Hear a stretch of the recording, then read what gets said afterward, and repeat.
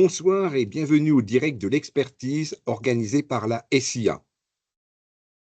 Je suis Gérard Liraud, expert leader polymères, substances et qualité de l'air habitable pour le groupe Renault, et je suis ravi de vous accueillir aujourd'hui pour notre conférence sur le passage du prototypage aux pièces de série dans le domaine de la fabrication additive. La fabrication additive a transformé notre façon de concevoir et de produire, et nous allons explorer ensemble les défis et les opportunités que présente cette transition cruciale vers la production de série. Alors aujourd'hui, nous aurons le plaisir d'écouter deux intervenants, deux Cyril, Cyril Vu et Cyril Guillemot. Alors Cyril Vu découvre l'impression 3D en 1991 et c'est une révélation. Ingénieur de formation, il débute dans l'industrie automobile avant de se lancer pleinement dans l'entrepreneuriat. En 1997, Cyril crée AirPro et investit dans la première machine de stéréolithographie haute résolution au monde. Depuis, il n'a cessé d'innover, créant plusieurs entités spécialisées, dont AirPro 3D Factory, dédiée à la très grande série. Aujourd'hui, il dirige un groupe de 90 personnes, réparties sur 3 sites, et est reconnu comme un des leaders français de la fabrication additive. L'autre Cyril, Cyril Guillemot, ingénieur en mécanique, débute sa carrière en tant que concepteur de pièces plastiques multimarques dans le secteur automobile. Il intègre Renault en 2005, où il consacre 10 ans de sa carrière à l'architecture intérieure véhicule. En 2015, il se tourne vers la qualité perçue, où il met son expertise au service de la satisfaction client. Puis, en 2020, il est devenu le spécialiste dans la fabrication additive et aujourd'hui intervient en tant qu'expert. Cyril, le floor is yours. Bonsoir à tous et merci Gérard. Donc, merci Gérard pour cette introduction. Merci Cyril d'avoir accepté notre invitation pour partager autour de la fabrication additive et aujourd'hui plus particulièrement pour partager sur le passage du prototypage à la série. Alors, on est ensemble pendant 1 heure. On va commencer par une demi-heure de présentation. Donc, pendant cette demi-heure, on va commencer par aborder les différentes technologies d'imprimante. Ensuite, nous verrons les post-traitements, donc les post-traitements des plus classiques aux plus spécifiques, et nous terminerons par les valeurs. Donc, quelles sont les différentes valeurs qu'on peut intégrer sur nos pièces en fabrication additive. Suite à cette présentation, nous aurons une séquence de questions-réponses d'une demi-heure également. Donc, je vous invite à renseigner via le Teams, vous avez un onglet Q&R, donc renseignez l'ensemble des questions que vous voulez nous poser dans cet onglet. Et ensuite, Gérard Liraud, qui nous a fait l'honneur d'être notre modérateur aujourd'hui, se fera un plaisir de sélectionner les différentes questions qui nous seront posées pendant cette séance. Cyril, je pense que j'ai fait le tour de l'introduction, donc je te donne la main pour que tu initialises cette conférence. Eh bien, merci Gérard déjà pour ce gentil mot d'introduction. Merci Cyril pour l'invitation. Je suis ravi d'être là avec vous. Donc bonjour à tous. Ravi de partager cette petite heure ensemble où on va parler d'un sujet qui m'est cher, l'impression 3D ou comme on l'appelle la fabrication additive. Alors, avec Cyril, on a choisi cette première slide parce qu'elle nous tient tous les deux vraiment à cœur. Elle est assez explicite en fait. Elle montre que depuis toujours, l'homme a beaucoup d'idées, des excellentes comme malheureusement des terribles. Mais en tout cas, si on parle de création et de fabrication de produits, on est très corrélé entre les outils qu'on possède depuis toujours et puis notre imagination. C'est à peu près vrai jusqu'en 2014. D'ailleurs, cette date est intéressante parce que c'est tout à fait en 2014 que nous, on a pris ce virage de la fabrication additive pour fabriquer, pour faire de la série. Voilà, il faut mettre une date, 2014, où on estime que la fabrication additive est suffisamment mûre pour commencer à imaginer produire et non pas juste prototyper. Et là, on voit bien qu'il n'y a plus cette corrélation parce qu'il faut, comment dire, une imagination et des outils vraiment dédiés pour réussir à tirer toute la quintessence de l'impression 3D. Parce que comme on voit tout en haut de cet histogramme 2014, on voit déjà une pièce très organique, très travaillée. Hein, on va en parler après, une pièce qui a été optimisée topologiquement. Et là, eh bien, c'est beaucoup plus dur de l'imaginer, de la concevoir, et donc de trouver de la complexité, de la valeur par rapport à la fabrication, puisque l'imprimante 3D, elle, ne se soucie pas trop, pardon, de savoir si le modèle est complexe ou pas. Hein, elle fabrique. L'imprimante 3D, elle fabrique, et c'est là que c'est révolutionnaire. Très bien. Alors, quand on parle du passage du prototypage à la série, une des choses à prendre en compte et qui est primordiale, c'est le choix de la technologie d'imprimante. Donc aujourd'hui, sur le marché, on a essentiellement 3 technologies d'imprimante. La première concerne l'extrusion de matière. D'accord ? Donc dans cette famille, on va notamment retrouver les imprimantes à dépôt de fil qu'on appelle FDM, des imprimantes qu'on peut retrouver notamment chez nos particuliers, des petites imprimantes de bureau, mais on retrouve également des imprimantes beaucoup plus conséquentes, des imprimantes professionnelles qui permettent d'imprimer des pièces d'1 mètre, voire plus. D'un point de vue parc d'imprimantes, dans Groupe Renault, on a environ 240 imprimantes. Et concernant cette famille en particulier, on a un petit peu plus de 200 imprimantes. On a ce type de technologie déjà dans toutes nos usines monde. Hein. Ça permet notamment aux usines de fabriquer des pièces pour aider nos opérateurs en ligne, mais également pour réaliser des outillages ou des pièces de rechange. On retrouve également cette technologie dans nos Creative Labs ou dans nos ateliers de fabrication additive, où là, on fait plutôt du prototypage. Mais c'est vrai que cette technologie, donc ce qu'on appelle aussi le FFF, a vraiment démocratisé l'impression 3D. Nous, à peu près tous nos clients aujourd'hui sont équipés de machines FFF pour faire des premiers prototypes, des premiers essais. On a nous-mêmes d'ailleurs un parc machine dans notre usine à côté de Valenciennes, d'FDM, qui permet aussi d'avoir accès à une grande bibliothèque de matériaux. Et je pense notamment au ferroviaire, pour lequel on fabrique beaucoup de pièces en impression 3D série, qu'on va mettre par exemple dans le nouveau TGV, ce qu'on appelle le TGV M, qui sont fabriquées à partir de ces machines qu'on trouve à des premiers prix très intéressants, jusqu'à des machines très évoluées, comme tu le disais, pour faire des pièces de grande dimension, notamment pour l'aéronautique. La deuxième famille, donc là, on arrive sur les résines. D'accord ? Donc aujourd'hui, dans Groupe Renault, on a essentiellement 2 technologies. Une technologie de spray de résine. D'accord ? Donc ça, c'est une technologie qui est très prisée côté design parce que ça permet notamment de produire des pièces de plusieurs couleurs. On peut jouer également sur la souplesse de la matière.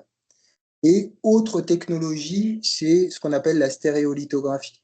Donc, le spray de résine, on va l'utiliser essentiellement pour faire des pièces de démonstration, d'accord, des pièces de présentation, du maquettage, alors que la stéréolithographie, on va plutôt s'orienter sur du prototypage. Oui, tout à fait. D'ailleurs, nous, on a la chance de travailler pour Renault et le design Renault et Alpine aussi depuis 2001 avec cette technologie de stéréolithographie. J'ajouterais peut-être, Cyril, si tu permets, que depuis toujours, hein, la partie résine, c'est plutôt considéré comme une technologie pour de la maquette, pour du prototypage. Et puis, avec toutes les apparitions de techno type DLP, DLS, et je pense notamment au DLS avec une marque qui s'appelle Carbon, DLS pour Digital Light Synthesis, on a des résines bicomposants, donc extrêmement pérennes, certaines même biosourcées, certaines recyclables, qui nous permettent de véritablement fabriquer des pièces en série grâce à cette techno-résine. Mais on y reviendra après, Cyril, donc j'en dis pas plus. Très bien, merci. Et donc, on arrive à la dernière famille de technologies d'impression, l'élite poudre. Donc, encore une fois, au niveau de notre parc d'imprimantes, on a une dizaine de machines. La moitié sont des SLS, donc Selective Laser Sintering. On vient faire fusionner le matériau via un laser et l'autre partie fonctionne avec des agents de fusion. D'accord ? Donc, on va utiliser ces technologies essentiellement pour faire de l'outillage, mais également pour faire du prototypage. Et concernant la technologie agent de fusion, et notamment la multijet fusion de HP, donc c'est cette technologie aujourd'hui qu'on utilise pour faire nos pièces véhicules série. D'accord ? Pour nous, c'est l'imprimante la plus industrielle, et donc ça nous permet de faire du volume, ça nous permet d'avoir une très bonne répétabilité, un aspect cohérent par rapport à ce qu'on veut intégrer dans nos véhicules, et également une santé matière cohérente. Bah oui, je vais encore te rejoindre, hein, Cyril. Nous aussi, chez AirPro, et notamment chez AirPro 3D Factory, les 2 technos qu'on a qualifiés pour la production série, c'est le MJF d'HP, et puis le SLS, il y a carbone, comme je le disais, et finalement, on a les 3 technos. Et puis voilà, avec ces technos lit de poudre, on a accès à des matériaux 100% biosourcés, comme le PA11 d'Arkema, qui est fait à partir d'huile de ricin. Donc en plus, on peut cocher cette case de développement durable, donc de l'impression 3D et même des matériaux vertueux. Donc c'est plutôt très intéressant. Très bien. Alors, quand on parle du passage du prototypage à la série, il faut surtout pas oublier un élément, c'est le post-traitement. Donc, les post-traitements ont vraiment une grande importance en fonction de la typologie de pièces que vous voulez réaliser, en fonction de ce que vous voulez vendre. Cyril, est-ce que tu peux nous parler justement des post-traitements aujourd'hui, en tout cas des post-traitements les plus classiques? Oui, je pense que donc c'est un point, ça peut être un peu le pain point, hein, la partie post-traitement. C'est vraiment quelque chose à prendre en compte, je dirais, dès la genèse du projet. Nous, en tout cas, on a cette approche très holistique de dire, voilà, quel matériau, quel techno, et tout de suite, essayer, dès la genèse du projet, de réfléchir au post-traitement, puisque, encore une fois, on parle de pièces série. Et donc, si on doit avoir, comme on le voit sur le slide, là, des pièces avec des niveaux de finition élevés, il faut y réfléchir très rapidement. Donc, les grands classiques, ce sont la tribofinition. Vous savez, donc ces fameux galets qu'on appelle des médias. Hein, on va mettre des pièces dans une machine de tribofinition et ces médias vont venir polir, lisser en fait les surfaces. Donc ça, c'est très utilisé. On parlera de Dassault Aviation tout à l'heure. Il y a beaucoup de pièces pour Dassault Aviation qui passent en tribofinition avant d'être livrées. Voilà, une fois qu'on a des pièces lisses, on peut tout à fait les gainer, par exemple aussi, hein, les gainer, les peindre, bien évidemment. La technologie de peinture, coating, très très utilisée en post-traitement sur les pièces d'impression 3D. Et puis chez Renault, toi, tu as même expérimenté quelque chose d'un petit peu plus original. Oui, alors d'un petit peu plus exotique, c'est l'hydrographie, donc c'est l'application de film sur l'hydro. C'est pareil, c'est quelque chose qui fonctionne très très bien. Alors, il faut faire un post-traitement avant l'application, un post-traitement qui vise à réduire la rugosité, mais encore une fois, c'est exotique, mais ça fonctionne très bien sur les pièces en fabrication additive. Donc, si on résume finalement les technologies de post-traitement de pièces d'injection plastique, par exemple, on les reconduit sur des pièces imprimées en 3D. Exactement. Mais là, tu vas nous présenter quelque chose de différent. Voilà, alors exactement. On a des post-traitements qui sont un petit peu plus spécifiques à l'impression 3D et même encore plus spécifiques pour les technologies d'impression sur lit de poudre. Donc, je vais vous présenter ces deux post-traitements. Le premier, c'est un post-traitement de lissage. Mais avant de vous l'expliquer, je vais quand même vous donner une caractéristique des pièces imprimées poudre. Une des caractéristiques de ces pièces, c'est que l'état brut donne un effet poudré. Hein. On voit la surface, là on a une pièce grise, un aspect poudré, une certaine porosité de surface. Et donc, ce type de post-traitement, c'est un post-traitement qui va diminuer la rugosité et donc fournir des pièces plus lisses. C'est-à-dire qu'on va éliminer la surface poudrée pour aller vers une surface lisse. Donc maintenant, on va démarrer la vidéo. Ah oui, voilà. Donc, on prend les pièces brutes issues d'impression et on va les mettre dans une enceinte fermée. Dans cette enceinte va être pulvérisé un solvant. Et en fait, ce solvant va venir attaquer toutes les complexités de la pièce. D'accord? Et donc, il va faire passer l'état poudré à un état lisse. Donc, je laisse finir la vidéo. Et donc, après ce post-traitement de lissage, soit vous utilisez la pièce en l'état, soit vous appliquez d'autres post-traitements type peinture, métallisation, bain de teinte et pourquoi pas l'hydrographie. Tout à fait. Et il y a peut-être une chose qu'on devait dire, c'est que quand on parlait de traitement classique, c'est vrai sur une pièce assez simple, mais vous verrez en impression 3D, on a plutôt tendance à aller vers des choses complexes. Et quand, comme Cyril le présente, on voit des pièces avec des structures très, très organiques, les médias, la peinture, le ponçage, tout ça, ça fonctionne plus. Et donc pour aller lisser toutes ces cellules, eh bien l'attaque chimique est vraiment recommandée. Allez, on passe au second post-traitement, donc toujours un post-traitement spécifique pour les technologies poudre. Donc là, on est sur du bain de teinte. Donc, toujours la même chose, on va reprendre les pièces brutes d'impression et on va mettre les pièces, donc l'ensemble des pièces du bac, on va venir les mettre dans une sorte de tambour de machine à laver. Ensuite, on va sélectionner une couleur d'encre et on va lancer un cycle de bain de teinte. Donc pendant ce cycle, on va avoir la température de l'encre qui va monter entre 80 et 100 degrés, et une certaine pression également qui va être mise dans la machine.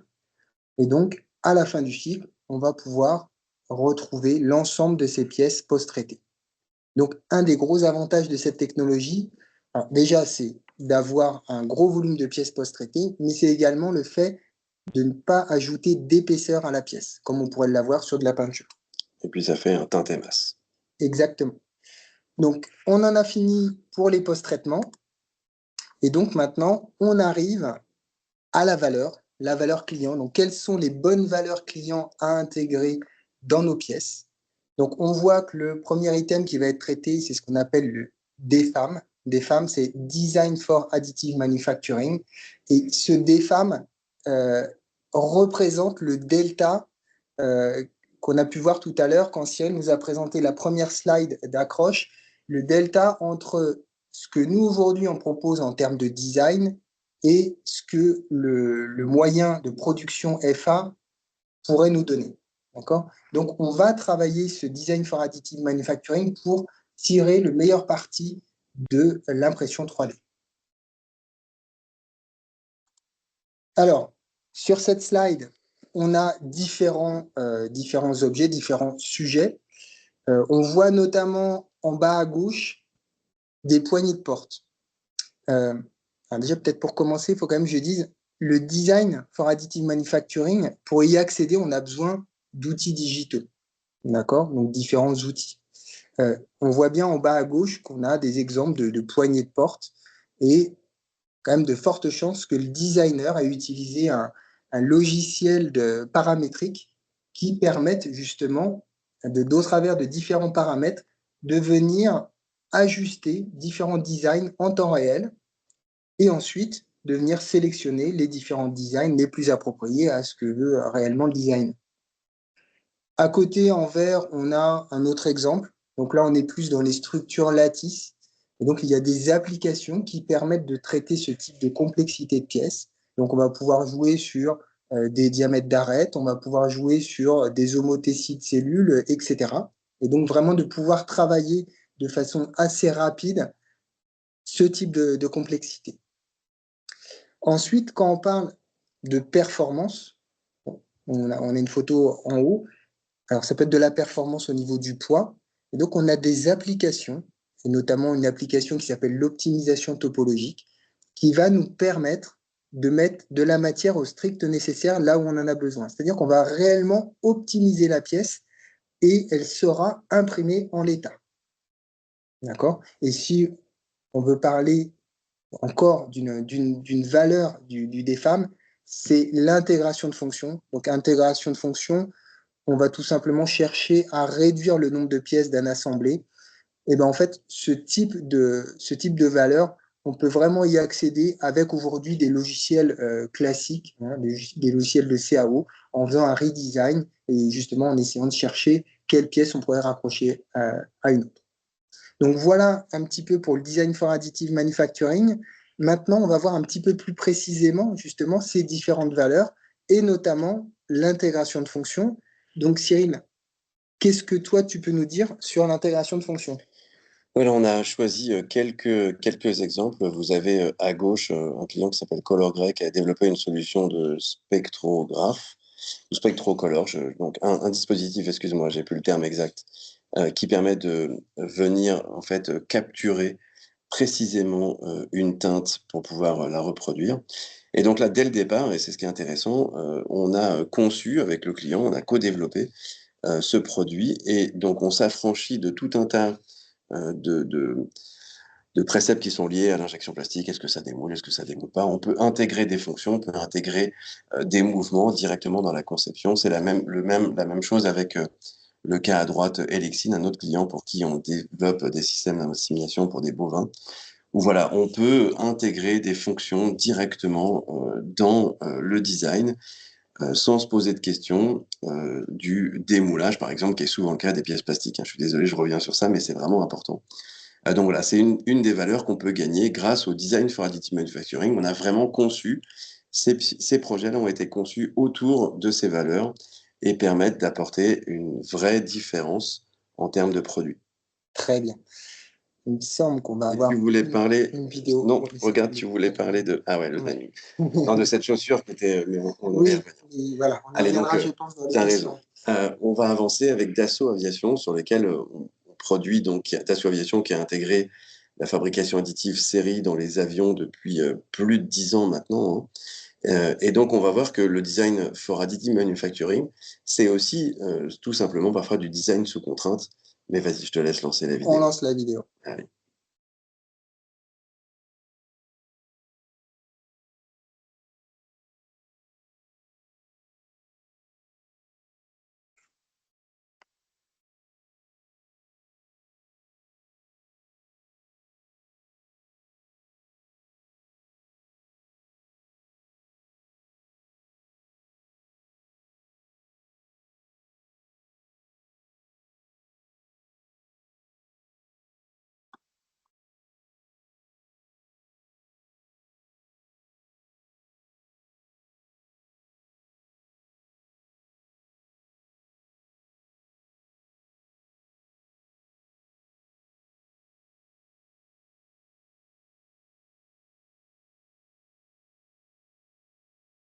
Voilà, il faut savoir que donc il y a des milliers, des centaines de milliers de pièces qui ont été produites et qui volent aujourd'hui dans les avions Dassault.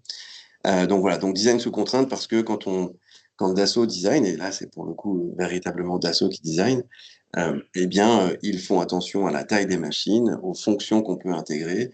On a vu par exemple dans une pièce assez technique là, un conduit de passage, on peut intégrer directement des vannes, donc voilà, on peut vraiment apporter de la valeur. Et tout ça, c'est pensé dès le départ, dès les premiers coups de crayon, si je puis dire, pour avoir des pièces à la fin qui soient hyper efficientes. Merci Cyril, c'était Allez, très clair. on avance. Voilà, on avance et on arrive sur les lattices. Alors les lattices, déjà, je vais peut-être vous expliquer ce que sont ces lattices. Donc les lattices, ce sont des treillis 3D, d'accord? L'unité de cette lattice, c'est la cellule, d'accord? Donc aujourd'hui, on a des applications qui nous mettent à disposition différentes géométries de cellules. Donc on a des géométries qui sont plutôt destinées aux pièces design. On a d'autres géométries qui sont plutôt destinées à des pièces mécaniques, d'accord? Donc on peut jouer avec ces applications, comme je le disais tout à l'heure, sur des homothéties des cellules. On peut jouer sur les diamètres d'arêtes, etc., pour obtenir des comportements différents. Alors, donc sur cette slide, on a plusieurs projets. Le projet en haut à gauche, c'est un projet qui s'appelle Monochromatique, sur lequel tu as travaillé, Cyril. Ouais. Sur lequel tu as travaillé notamment avec les équipes d'Alpine et également avec l'artiste Mathieu César. Et donc, Alpine a travaillé sur ce sujet, sur les lattices, en maîtrisant deux aspects justement de ces lattices. Le premier, c'est le contre-typage de faume, donc c'est-à-dire qu'ils sont venus imiter une mousse, un comportement de mousse, mais en plus, ils ont également ajouté un design très fort sur ces structures de siège. Donc là, on a vraiment les deux, c'est-à-dire l'aspect comportement mécanique allié au design. Ensuite, souvent quand on parle de performance, et notamment dans le sport, on retrouve des structures lattices. Alors, on en retrouve dans plusieurs sports. En haut à droite, on a un exemple, c'est un casque de hockey. Et en fait, on voit qu'il y a des structures lattices à l'intérieur. Et en fait, les designers ont intégré une structure lattice permettant de venir capter, de venir amortir un impact. D'accord? Donc, la facilité de travailler avec ces lattices permet justement de venir mettre au point ces lattices en fonction de l'impact, en fonction de la taille de la tête aussi de la personne. Autre sujet, donc on voit au centre, on a une selle de vélo qui intègre des structures lattices et on a également un fauteuil. Alors, ils se ressemblent un petit peu ces deux sujets, c'est-à-dire qu'ils mêlent lattice à d'autres surfaces. On voit que la selle de vélo a une lattice qui est encore une fois du contre-typage de faume et on est venu ajouter différentes surfaces et notamment une surface d'accueil pour le client. Donc ça, c'est pour le confort notamment. Et en dessous, on a donc un fauteuil où là, on a une structure lattice qui est apparente. Donc, on voit sur le visuel, on voit encore une fois sur le contre-typage de Foam, et on a une surface qui vient couvrir, pas comme un gainage, mais quasiment, qui vient couvrir ces structures lattices.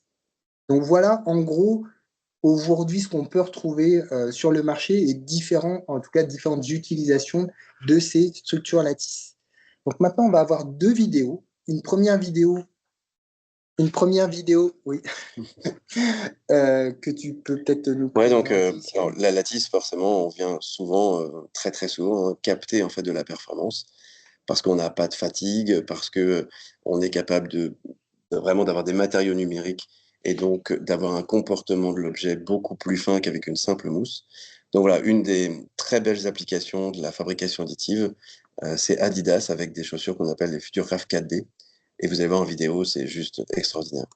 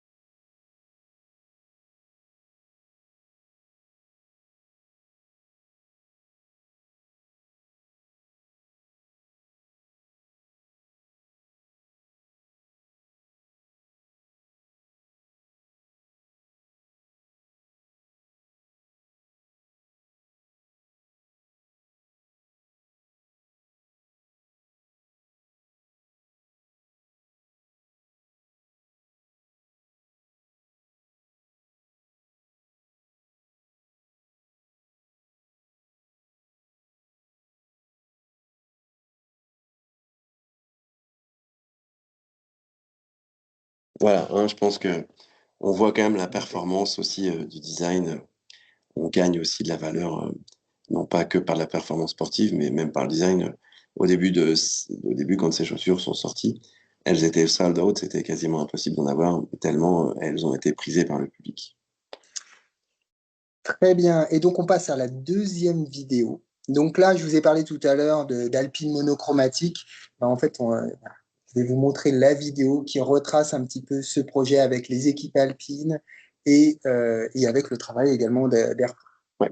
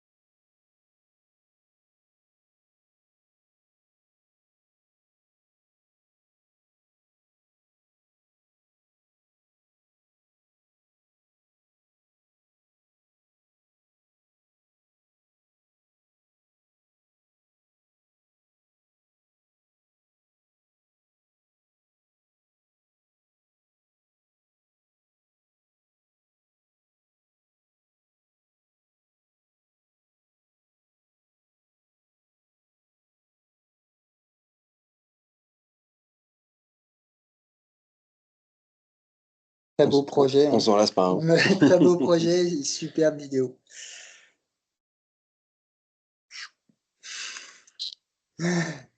Donc, Alors, l'optimisation topologique, ouais, autre volet vraiment très important, je fais toujours cette analogie avec le biomimétisme, en fait. La nature, hein, utiliserait moins de ressources possible pour fabriquer un bras oscillant de moto, si on peut dire ça, si elle devait le faire. C'est l'exemple dont on va parler. Et donc voilà, c'est un peu ça l'optimisation topologique, comme tu le disais tout à l'heure, c'est vraiment utiliser la juste quantité nécessaire. Donc on laisse un ordinateur faire les calculs pour nous et nous proposer différents modèles. Donc on va démarrer cette petite vidéo, si tu veux bien, Cyril, pour essayer d'expliquer. Donc voilà, on part toujours d'un design space, donc on va donner les endroits à l'ordinateur où est-ce qu'on peut s'appuyer. Donc où est-ce qu'on peut s'appuyer, ça a été fait sur Fusion 360. Les zones, bien évidemment, proscrites, voilà, où on ne peut pas mettre de matière. On peut choisir différentes technologies. Donc là, on va combiner, on va dire qu'on veut bien essayer de fabriquer des pièces pour de la 3D, bien évidemment, et avec de l'usinage. Et donc voilà, en fonction des paramètres qu'on va mettre et des coefficients qu'on va mettre, l'ordinateur va calculer plusieurs possibilités, plusieurs solutions. Et puis à nous, en fonction des critères, ça peut être de la sécurité, ça peut être du prix, ça peut être de la légèreté. On peut bien évidemment bouger ces curseurs. Et donc voilà, l'optimisation topologique, c'est utiliser les ressources de calcul d'un ordinateur pour générer un modèle avec le moins de matière possible, tout en respectant un cahier des charges de tenue mécanique, de tenue à la fatigue, de résistance. Donc voilà, donc là on voit qu'on a fabriqué ce modèle de manière virtuelle, et puis avec une reprise d'usinage pour derrière avoir les tolérances mécaniques requises pour mettre des roulements, mettre des vis, etc. Donc voilà vraiment l'optimisation topologique, volet hyper important du FAM, comme tu le disais au début, Cyril, pour utiliser vraiment la quintessence de l'impression 3D. Très bien et très clair. Alors, on arrive maintenant sur la dernière valeur qu'on voulait présenter aujourd'hui. Et donc, cette dernière valeur, c'est la personnalisation. Alors, quand on parle de personnalisation, on peut penser à personnalisation visuelle. Personnalisation visuelle, ça peut être de l'application de textures, de l'application de différents motifs pour faire des séries limitées, pour faire des variantes, etc. Mais ça peut également être de la personnalisation plus fonctionnelle. Hein. Quand on se projette dans un monde de véhicules utilitaires, par exemple, ça peut avoir du sens de concevoir des accessoires qui vont faciliter la vie de nos artisans au quotidien. Donc, on va vous montrer plusieurs vidéos sur le sujet. La première vidéo, justement, retrace un petit peu différentes idées qu'on pourrait mettre en place pour aider nos artisans au quotidien.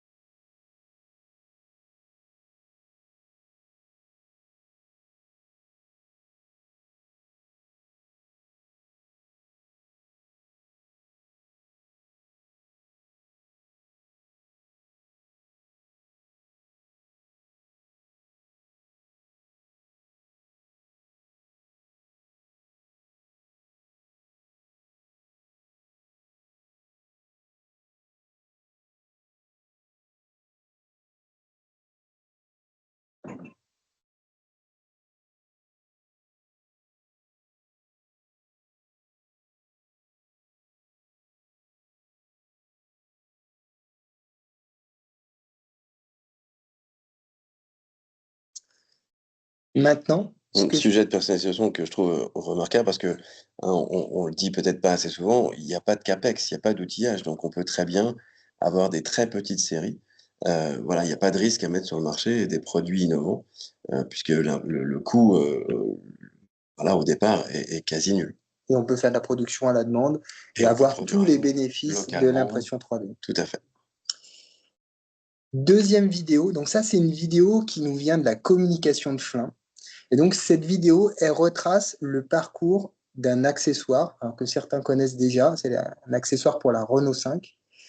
Et donc ça retrace tout le parcours de cet accessoire, de la commande de l'accessoire par le client sur un configurateur automobile jusqu'à la livraison de cet accessoire au client final.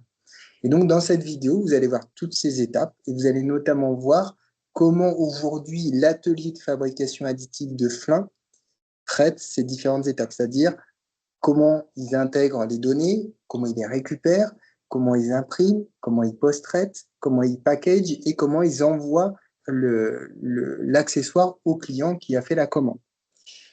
Donc, je lance la vidéo.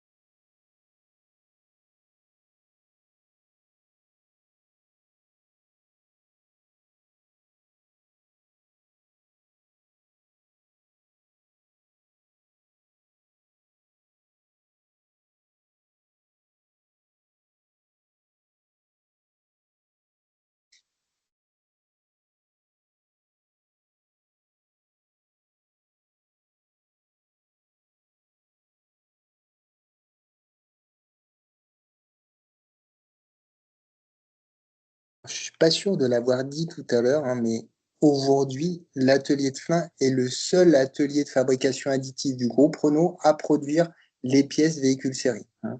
Donc, vous voyez un petit peu tout ce qui a été mis en place justement pour assurer la production de ces pièces véhicules. Et c'est hyper intéressant parce qu'on voit bien que Renault, du coup, produit des pièces qui sont mises dans des vraies voitures pour tout le monde. Et ça en interne. Donc, on est bien passé vraiment du mode prototypage que Renault expérimente depuis toujours à de la production. Et c'est, je te trouve, un signe très fort. On a voulu terminer par un truc un peu plus léger pour dire que la personnalisation, c'est pas que dans l'automobile. On trouvait ça partout. Et on a choisi un exemple assez rigolo qui avait été lancé par Chanel il y a quelques années, où voilà, on peut produire en série, et c'est ce qu'on fait, des brosses de mascara en impression 3D avec des matériaux biosourcés. Mais on peut aussi créer des programmes de personnalisation où la cliente rentre dans un magasin, on lui pose des questions, elle répond à des habitudes de maquillage, elle peut exprimer son souhait, on prend une photo de son regard et puis un algorithme va proposer parmi 363 possibilités, eh bien deux résultats pour que la cliente puisse tester les deux et puis repartir avec son mascara instantanément personnalisé. Donc voilà, donc ça est aussi ce genre d'exemple qu'il est intéressant, je trouve, de montrer pour voir à quel point on peut proposer des sujets de personnalisation grâce à l'impression 3D. Très bien. C'est un bon projet pour clôturer cette présentation. Alors, on a mangé un petit peu le On a un peu timing. débordé, hein. On a un petit peu débordé. Donc, ce que je te propose, c'est qu'on laisse la main maintenant à Gérard, qui va nous poser les questions qu'il a sélectionnées.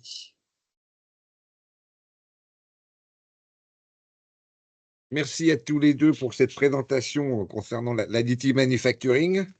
Donc, on a un certain nombre de questions là qui tournent. Donc, j'ai essayé pour certaines de les clusteriser. Donc, des questions qui tournent autour de la qualité, je dirais, mécanique des pièces imprimées.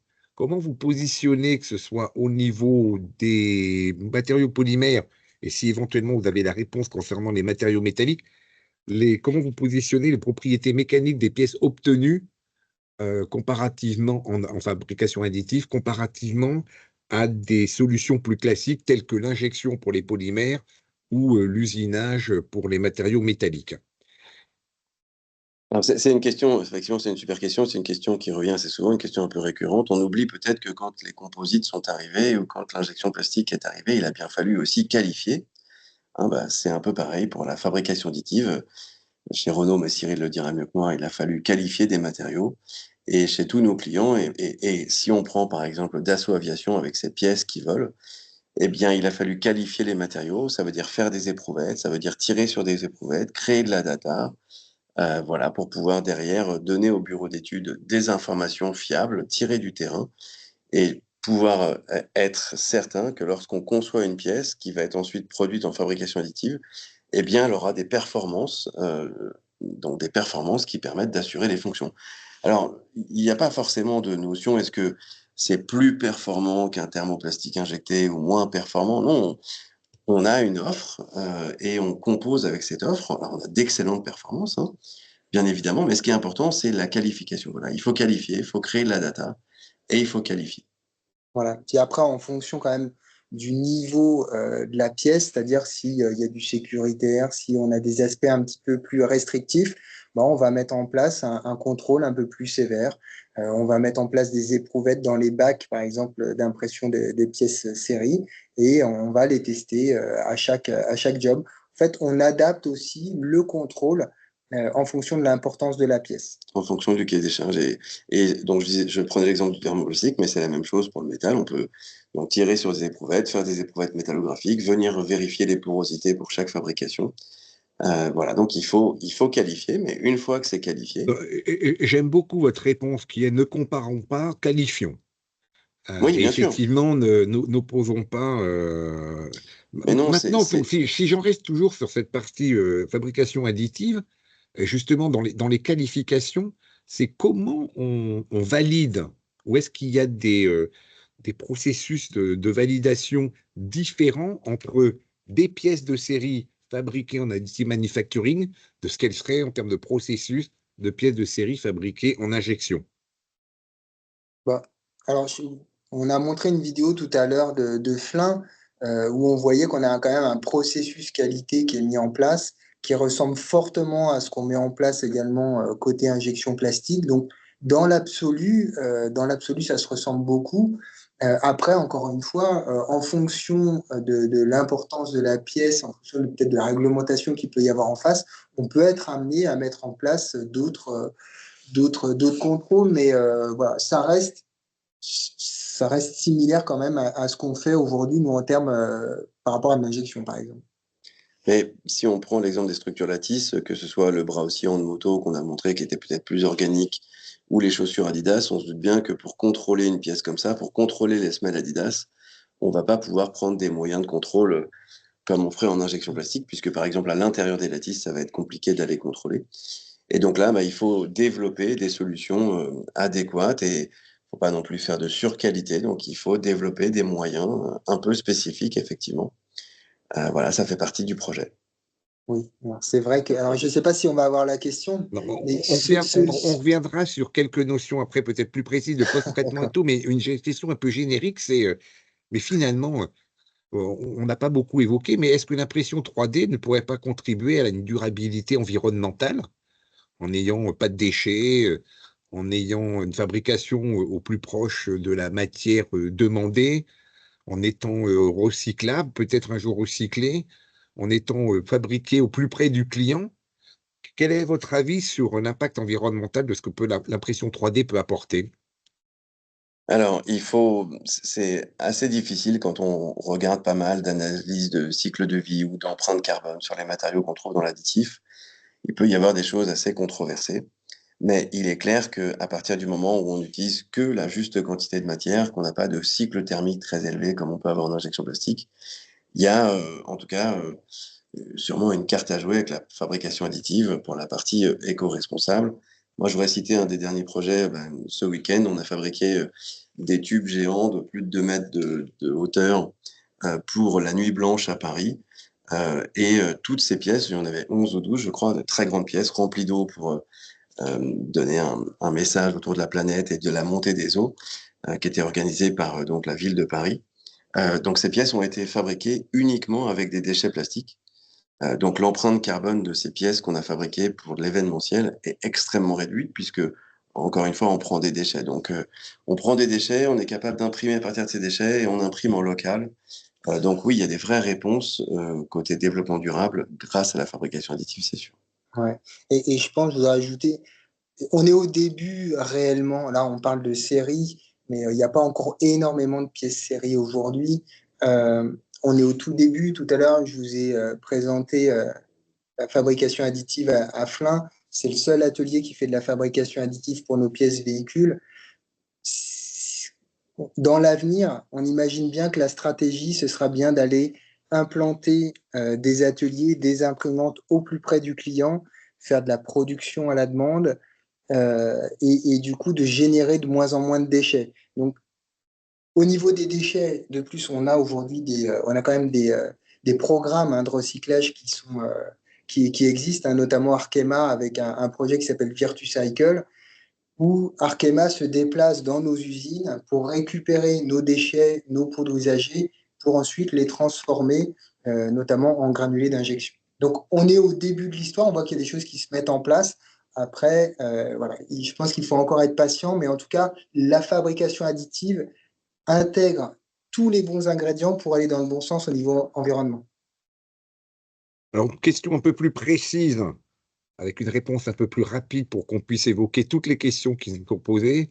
Atelier de Flin produit des pièces de série. Quel type de composants sont aujourd'hui produits? Quelles technologies sont disponibles à Flin? Alors, donc là, il y a plusieurs questions.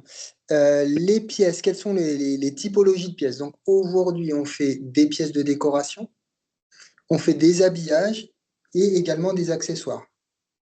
D'accord? En ce qui concerne ensuite les différentes technologies, donc on va retrouver du dépôt de fil, l'extrusion de matière qu'on a vu tout à l'heure, avec des petites imprimantes, mais également des imprimantes vraiment beaucoup plus conséquentes. À Aflin, on peut imprimer des pièces d'un mètre par, on va dire un cube d'un mètre par un mètre. On a également des technologies résine et les technologies poudre, donc avec des imprimantes multijet fusion de HP. Donc, c'est avec ces imprimantes qu'on imprime uniquement nos pièces véhicules série. On a tous à l'esprit que les temps d'impression peuvent aller de quelques minutes à souvent quelques heures. À quel moment on peut faire le choix du passage injection ou procédé classique à fabrication additive? Je ne suis pas sûr on peut se poser la question dans ce sens-là, mais encore une fois, effectivement, les procédés d'impression 3D restent plus lents que des procédés traditionnels. Mais on a, nous, par exemple, lancé une pièce ce week-end en fabrication additive métallique d'un moteur de fusée. La pièce, aujourd'hui, met 5 jours à être fabriquée. Donc ça pourrait paraître extrêmement long, mais elle est infabricable autrement. Elle est remplie de canaux creux, elle apporte des performances qu'on ne peut pas obtenir autrement. Alors, est-ce qu'il faut faire des pièces plus rapidement et moins bien, ou est-ce qu'il faut faire des pièces qui prennent un petit peu plus de temps, mais avoir des performances beaucoup plus élevées? Voilà, je pense que et avec Cyril, on avait à cœur de parler de valeur parce que, oui, si on regarde sur le papier, effectivement, la fabrication additive est un process qui peut sembler ou être jugé plus lent. Mais il apporte tellement de valeur si on l'utilise à bon escient, qu'on peut tout à fait contrecarrer ça, très largement. Pour redonner des ordres de grandeur, que ça soit au niveau fil, poudre ou chaussures Adidas, quel est le maximum de matière, donc en kilos, imprimé par minute ou par seconde qu'on saurait faire dans une imprimante, on va dire, relativement classique? Ah, Les injecteurs aiment beaucoup cette notion de Ouais, masse par donc en, temps de cycle, même si si, effectivement je comprends bien cette problématique de pièces faisables, infaisables, etc. Mais non, là, mais on avait si, l'impression sur la chaussure Adidas, c'était magique. On sortait la chaussure quasiment instantanément. On en est où? alors c'est un peu vrai que c'est magique, si tu me permets, Gérard, parce que c'est un procédé qui s'appelle CLIP pour Continuous Liquid Interface Production. Donc, il n'y a plus de stair stepping, il n'y a plus de ce phénomène d'escalier de couches. La pièce sort vraiment comme ça de la résine de manière continue, et ça, c'est assez incroyable. Et si on parle de LFAM, par exemple, pour donner des valeurs qui vont faire un peu rêver, on peut faire des kilogrammes par minute, on peut imprimer des kilogrammes par minute. Si on est sur donc LFAM pour Large Format Additive Manufacturing, donc robot avec des buses assez grandes, eh bien on peut imprimer des kilogrammes de matière par minute. Donc, quels seraient les challenges à relever pour passer, je dirais, de cette technologie qui a toujours été utilisée dans le prototypage à uniquement un moyen de produire des pièces de série? Alors, attends, je suis pas sûr. Alors, uniquement des. D'accord. Alors, d'abord, je pense qu'on n'utilisera jamais l'impression 3D que pour de la série, parce que même une presse à injecter ou même un centre d'usinage, on l'utilise pour faire des prototypes, pour faire des FAI, pour faire des pièces de qualification. Donc, l'impression 3D, même si un jour on l'utilise majoritairement pour de la série, on l'utilisera toujours pour qualifier des pièces, c'est essentiel. Et ça, je pense que c'est vrai pour tous les procédés. Et comme le disait Cyril, c'est peut-être encore un peu nouveau de fabriquer des pièces en série avec de l'impression 3D. Mais nous, chez AirPro, on a imprimé plus de 20 millions de pièces déjà en série, que ce soit pour des clients comme Chanel, comme Decathlon, comme Atoll les opticiens. Je ne vais pas citer tous les clients, mais que ce soit pour Alstom, pour les trains, etc. Donc, ça existe, c'est une réalité économique, c'est une réalité industrielle, et c'est quelque chose qui va se développer avec les années. Mais Gérard, ne mettons pas non plus la charrue avant les bœufs. Est-ce qu'on a déjà des retours de nos clients qui ont reçu des pièces imprimées pour leur R5 depuis le début de la commercialisation? Alors, des retours, tu veux dire des plaintes? Parce qu'en général, quand on parle Non, de non, non, non, retours, ce sont des non, non, plaintes. non, non, non, non, non, non, des retours déjà. Des bons Évidemment, retours, Cyril. Bah, euh, alors moi, je vais pas parler de retour de clients directs, mais plutôt des personnes. J'ai pas eu de retour direct. Par contre, des retours de personnes à qui on a présenté ces différents accessoires. Ces accessoires étaient très bien accueillis. Hein, l'effet personnalisation est très bien accueilli. Et d'ailleurs, on nous demande régulièrement, mais quand est-ce qu'on passe à un autre niveau de personnalisation? C'est-à-dire que quand est-ce qu'on met à disposition de nos clients une application qui va permettre aux clients, via différents paramètres qu'on leur mettra à disposition, bah, qui fassent des homothéties de motifs, qui tapent leur nom, qu'ils intègrent une photo qui serait interprétée en 3D, etc. Donc le sujet des accessoires R5 plaît beaucoup. Après, même, on nous questionne, je dis, beaucoup sur le next step. vous avez sûrement dû en parler, mais une reprécision, quel est le meilleur post-traitement pour lisser au mieux une impression 3D en filament? Ah, En filament, c'est souvent l'attaque chimique, ce qu'on appelle le vapor smoothing qui est utilisé. Tu m'as dit de faire quoi? Est-ce que Enfin, tu vous nous as pouvez dit de faire parler quoi? plus, on va parler un peu plus de matière. Est-ce que vous avez déjà testé l'utilisation de vétrophérite?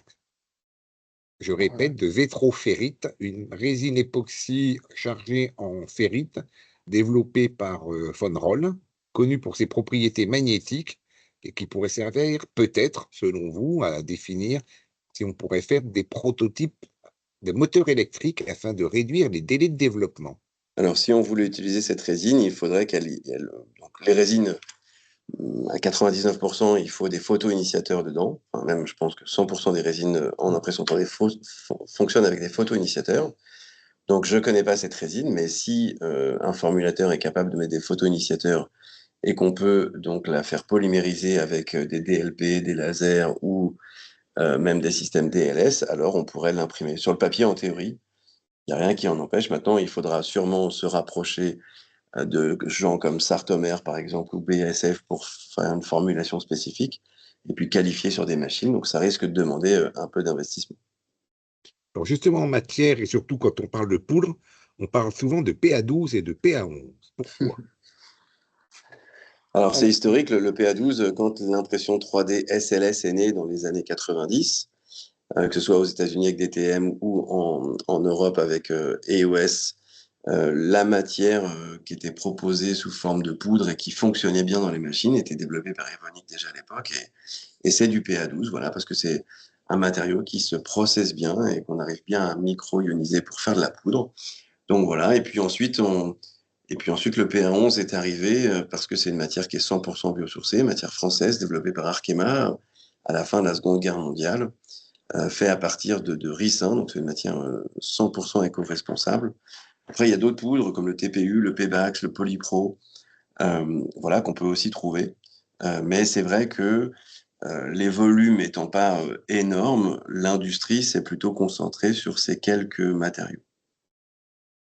Et donc, on pourrait imaginer, si on avait à disposition des poudres, pour la technologie poudre, imprimer finalement plus que ces familles PA12, PA11. en termes de diversité de poudre. Il faut qu'on ait réussir, c'est un peu la clé, c'est réussir à fabriquer des poudres avec donc des particules qui ont une bonne sphéricité, une bonne coulabilité, parce qu'il ne faut pas oublier qu'on étale une couche de poudre très fine qui en général fait 100 microns. Il faut que cette poudre garde des propriétés avec des cycles thermiques qui sont en général terribles. On passe de presque température ambiante à 180 degrés. Voilà, avec des cycles thermiques qui sont vraiment un peu violents. Et ça, au fur et à mesure des cycles, il faut que la poudre reste, avec une bonne coulabilité, comme je le disais. Voilà, donc c'est pas évident, mais oui, on pourrait imaginer utiliser d'autres poudres. C'est un petit peu le défaut aujourd'hui des technologies poudre, hein. C'est les catalogues, si on l'oppose à tout ce qui est dépôt de fil, le catalogue des matériaux poudre est quand même beaucoup plus faible, plus restreint, ouais. beaucoup plus restreint, alors que voilà, en FDM, en dépôt de fil, on a des matériaux qui sortent tous les jours, hein. On a des matériaux biosourcés, on a de la coquille d'huître, on a du bois, on a énormément de mélanges de polymères. Effectivement. Ce qui est très intéressant. Après, c'est vrai que, comme le dit Cyril, les développements de poudre sont quand même très, très longs. Très, très longs. L'année dernière, on a eu de la chance, hein, une année côté MJF en tout cas. On a 3 matériaux qui sont sortis, dont 2 PA12. Et donc, voilà, c'était une année assez exceptionnelle. En règle générale, les matériaux, avant de sortir un matériau, il se passe un grand nombre d'années. Et pour parler d'Arkema, parce qu'on parle du PA11, Arkema continue à travailler son PA11 et ses PA11 pour proposer des solutions beaucoup plus économiques, pour proposer encore des états de surface meilleurs et donc toujours pour aller dans le sens de l'industrialisation et pour motiver en tout cas le fait que, économiquement parlant, que ce PA11 soit compétitif aussi par rapport aux autres matériaux.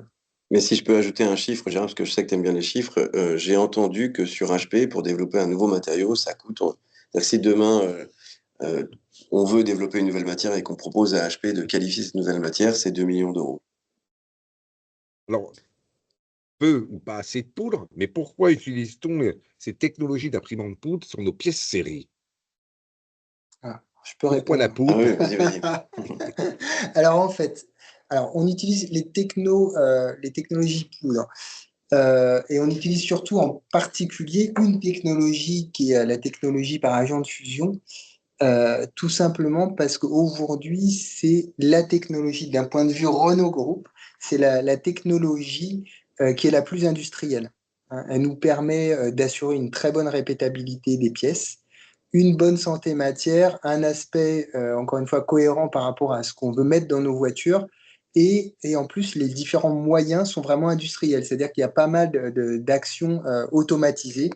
Et donc, c'est beaucoup plus cohérent de mettre ce type d'imprimante dans un atelier pour de la production véhicule série plutôt qu'une autre technologie. Mais la concurrence arrive, et donc il y a des moyens bien plus industriels qui arrivent même côté SLS maintenant. Il nous reste encore pas mal de questions, donc on vous les communiquera, puisque je vous propose, c'est que vous ferez une réponse à la SIA qui les redonnera. En revanche, pour conclure, en termes de questions, c'est quels ont été les principaux challenges que vous avez relevés pour passer du prototypage à la série, et quels sont maintenant encore les nouveaux challenges à relever pour qu'on ait de plus en plus l'utilisation de ce type de technologie dans des pièces de grande cadence? Moi, je dirais que c'est le mindset, hein, réussir à convaincre, à changer le mindset, utiliser une technologie finalement peu connue. Donc, ça veut dire trouver des équipes, des clients qui souhaitent prendre des risques et qui souhaitent innover. Innover, souvent, c'est risqué quand même. Donc voilà, c'est ça les principaux défis. Trouver des clients qui ont suffisamment soif d'innovation pour pouvoir aller vers des terrains peut-être de production un peu moins connus que des solutions conventionnelles.